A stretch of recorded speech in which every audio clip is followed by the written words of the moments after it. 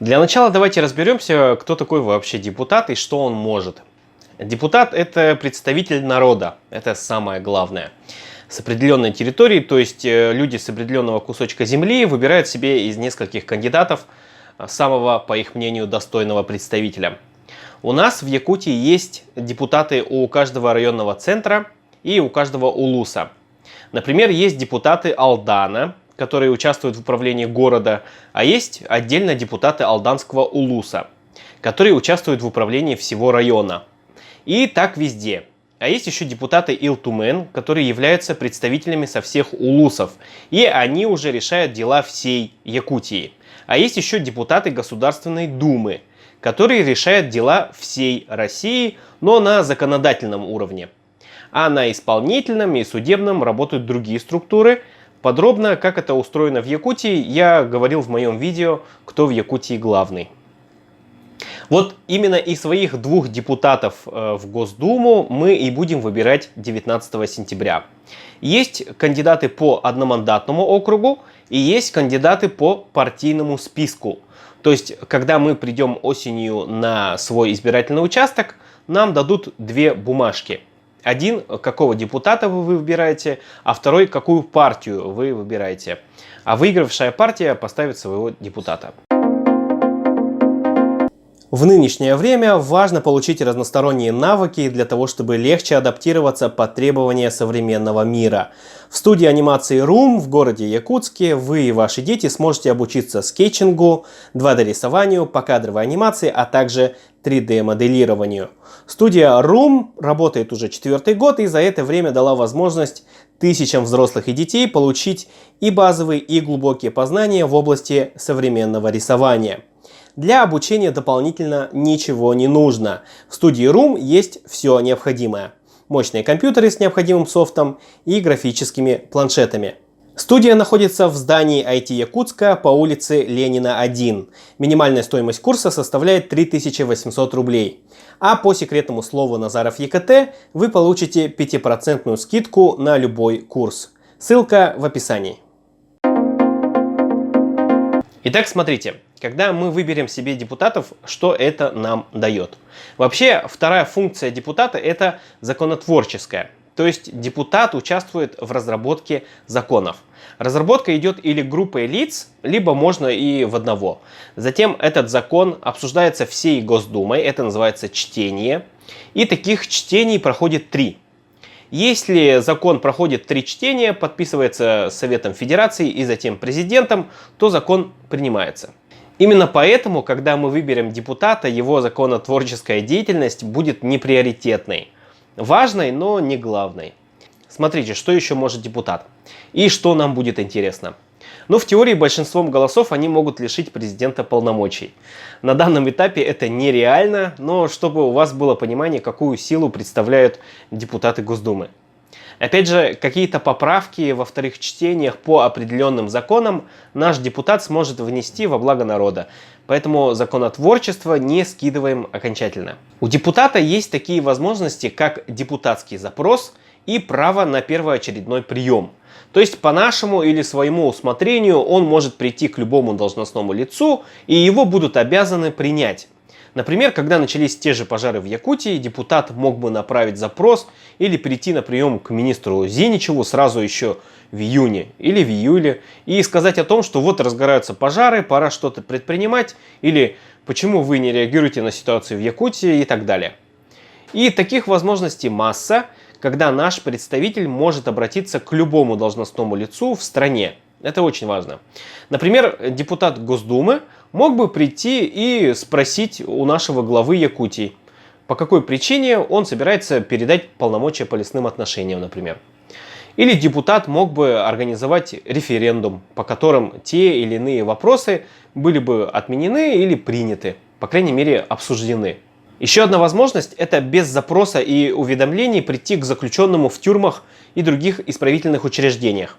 Например, к действиям того же шамана Габышева мы можем относиться по-разному. Но согласитесь, мы бы не хотели, чтобы его там окончательно загнобили и замучили. Поэтому тот же наш депутат мог бы пройти и удостовериться в том, что он хотя бы там живой и содержится в человеческих условиях и так далее. И это не ограничивается Якутией. Депутат Госдумы может обратиться к любому должностному лицу по всей России. От начальника МВД в маленьком городе в Курской области до министра экономики России, например, если это нужно. Поймите, у нас не было действительно своего нормального депутата, который думал бы про народ, а не о своих личных интересах, который радеет за будущее и настоящее своего народа. Но со временем такие появятся. Учитывая все вышеперечисленное, не стоит думать, что один в поле не воин, что один депутат ничего не решит. Если говорить о депутате Госдумы, то сразу надо понимать, что такое депутат – это по сути целая структура, целый голос от миллиона якутян. Помните об этом. И вот в этом видео мы затронем политические партии. Мы затронем партийный список, по одномандатному округу я освещу позже.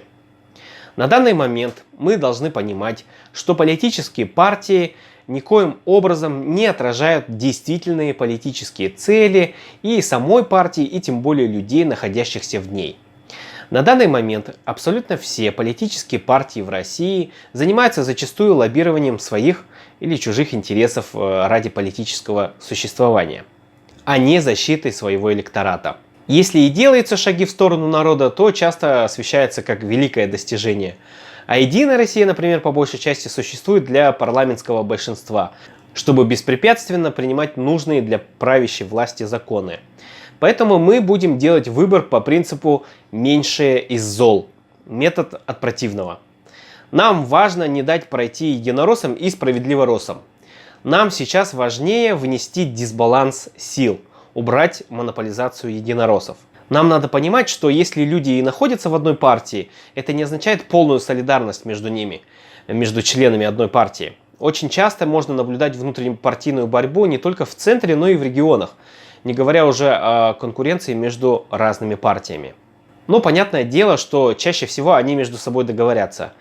А лидеры партии никогда открыто и жестко не пойдут против правящей власти, потому что действующие лидеры партии вполне себе довольны своим нынешним положением, им комфортно в тех условиях, в которых они добились, и создают по большей части наигранную конкуренцию. Подконтрольность партии подтверждает и то, что к выборам в Госдуму не допустили Афанасия Алексеева и Ивана Шамаева. На мой взгляд, это одни из самых сильных кандидатов в Якутии на любую должность, которые имеют авторитет и доверие населения и при этом держатся на расстоянии от провластной структуры. Но, к примеру, в последний момент при утверждении списков кандидатов партии РПСС и партия Роста их исключили из списка. Ровно так же, как партия Родина выдвигала Владимира Федорова на выборы в мэры, а потом сняла его. Вообще, если убирает с пути не сама партия, то постарается это сделать Центр избирком или другие структуры. Как убрали, например, Грудинина и Бондаренко. Или вот кандидаты в депутаты Госдумы от Якутии, от партии Яблоко, Анатолия Наговицына тоже собираются убирать. Часто можно услышать, что там уже все решили за нас. Правящая власть вообще очень заинтересована в том, чтобы вы не пришли на выборы, чтобы согнать своих и легко победить. Поэтому, когда вы будете видеть комментарии или блогеров, которые будут говорить, да все уже решено, смысла ходить на выборы нету, то знайте, что это неверная мысль. Ничего еще не предрешено. Когда вы не ходите на выборы, бойкотируете их, например, вы поступаете просто нецелесообразно. Вы отдаете возможность решить за вас. Представьте, что нас как будто 10 человек, представим, как будто 9 из нас не пошли на выборы по разным причинам, тогда по факту тот единственный человек, который все же пойдет на выборы и решает за всех остальных. Кстати, как раз таки поэтому специально снизили минимальный порог явки для того, чтобы выборы состоялись, как бы мало туда людей не пришло. Например, на выборы главы Нерюнгринского района явка была 23%. Это сущий кошмар. В результате победил единорос Роман Щегельняк, у которого в 2003 году было уголовное дело и условная судимость по хищению, будучи должностным лицом. За Романа Щегельняка проголосовало 5274 человека, что составляет 9,66% от общего числа избирателей по всему Нерюнгринскому району. Понимаете? Так и вышло, что каждый 10-й нерюнгринец выбрал себе Щегельняка, а остальные 9, грубо говоря, молча с этим согласились. Я вырос в Нерюнгре, поэтому переживаю за низкую явку земляков. Поэтому нельзя думать, что все предрешено и что один депутат ничего не сможет. Один депутат может очень много, поэтому мы обязаны ходить на выборы, обязаны вносить свой посильный вклад в будущее России. Итак, давайте разберем политические партии, которые будут в списке. Ядро и справедливые. Поясню, нужно голосовать против Единой России, чтобы начать сформировать другие конкурентные силы, чтобы сбить монополизацию ядра в Госдуме. Понятное дело, за раз это вряд ли получится, но начинать с чего-то нужно. Справедливую Россию у нас возглавляет опытный политик Федот Тумусов. В целом, Федот Тумусов стоит у истоков формирования Якутии. Он долгие годы возглавлял финансово-промышленную группу САПИ, много раз был народным депутатом, занимал уверенно второе место в выборах президента Якутии в 2001 году. Тумусов очень осторожный и при этом грамотный политик, который всегда занимал важные руководящие должности на протяжении всей своей жизни. Но я не могу доверить кресло депутата Госдумы Федоту Семеновичу снова, потому что за все эти годы, и особенно последние 2 года, я не увидел каких-либо внятных действий по защите государственности Якутии и развитию здорового федерализма в России со стороны Тумусова. Несмотря на строгие выпады в сторону Единой России, забавные тиктоки, Федот Семенович не проявил сильной обеспокоенности или действий при повышении пенсионного возраста, или принятии поправок в Конституцию, или постройке Алан-Холленда в долг, или о передаче полномочий по лесным отношениям. Поэтому я делаю вывод, что нынешнее положение Якутии устраивает справедливую Россию. Опять же, я ни разу не слышал критику в сторону Айсена Николаева от Федота Тумусова. А если мы вспомним биографию обоих политиков, то увидим, что Айсен Сергеевич был помощником, либо управленцем у Федота Тумусова на протяжении многих лет. Дружат они или соперничают на данный момент, мне неизвестно, да и не важно. Вообще, одна из претензий к любым депутатам Якутии, будь то все 70 депутатов Илтумен или 2 депутата Госдумы от Якутии, что они никогда нормально не просвещают свой электорат. Часто просто давят на популизм и конкретно прямо перед выборами. А до этого хоть трава не расти. Такие депутаты нам не нужны. ЛДПР вообще нет смысла поддерживать. Остается КПРФ. Да, именно за него я и советую проголосовать. Я ни в коем случае не разделяю идеи КПРФ. На выборы в мэра Якутска КПРФ не дал возможности победить альтернативному кандидату Виталию Обедину, а позволил победить единороссу Григорьеву. Депутат Илтумена Петр Амосов совершал странные выпады с харассментом, а также свободно выражается матами. Его право, я себе тоже позволяю, но на его фоне смотрится очень странно. А глава якутской КПРФ Виктор Губарев настолько мне неизвестный и непонятный человек, что его даже не знает приехавший в 2018 году Павел Грудинин. Как вы относитесь к кандидату на главу республики Губареву ВН? Я его не знаю. А как я могу с ним относиться? Познакомлюсь, тогда скажу, что с ним говорю. Но при этом среди всех партий КПРФ наименьшая из зол. Никаких надежд я бы не питал с их победой, но вы не думайте, что если они победят, то мы спустим все на самотек. Нет, мы наоборот будем требовать с них, обращаться к ним и всячески следить за их действиями. Все остальные партии не победят. Никак. Поймите, что вот к кому я обращаюсь, и те, кто посмотрит это видео, мы не большинство. Весомая часть, но не вся Якутия. И даже банально в списке партий КПРФ будет стоять первой. Часть людей, даже не думая, будет выбирать их.